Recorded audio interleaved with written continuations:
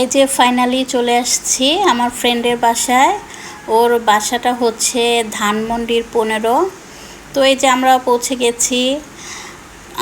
তবে আমার যে ফ্রেন্ড কুমিল্লা থেকে আসার কথা ছিল, ও আসলে সকাল সকালই রওনা দিছে, কিন্তু আসলে রাস্তায় অনেক জ্যাম থাকার কারণে এখনও এসে পৌঁছায় নাই।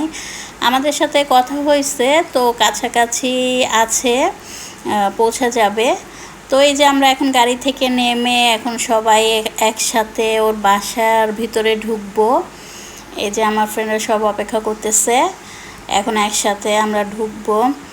তো সবার সাথে দেখা সাক্ষাৎ করে আসলে এই যে আমরা 3 বান্ধবী মিলে গল্প করতেছি। আর আমার বান্ধবী যার বাসায় গিয়েছি, ঝুমা, ও আসলে একটু ব্যস্ত রান্না বান্না নিয়ে। ও আসলে মানে শ্বশুর শাশুড়ি সবার সাথে থাকে, তারা খুব ভালো মানুষ। তো এই যে আমরা গল্প করতেছিলাম। তো এই যে পরে আমাদের খাবারের জন্য ডাক আসে। তো অনেক খাবারের আয়োজন করেছে, একেবারে যা যা আমাদের পছন্দ সেটা মানে আমাদের কাছ থেকে জেনে জেনে ও রান্না বান্না করছে। তো এগুলো সবই ওর হাতের রান্না। তো খাবারগুলো খুব টেস্ট ছিল।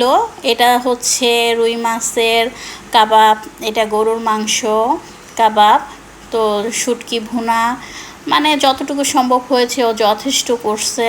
এটা টোনা মাছের কাবাব।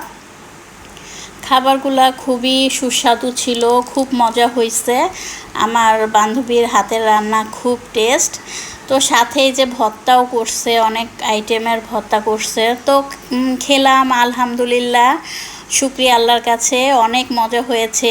দেখা সাক্ষাৎও হয়েছে, খাবার দাবারও খুব মজা হয়েছে, খুব মজা হয়েছে সব কিছু।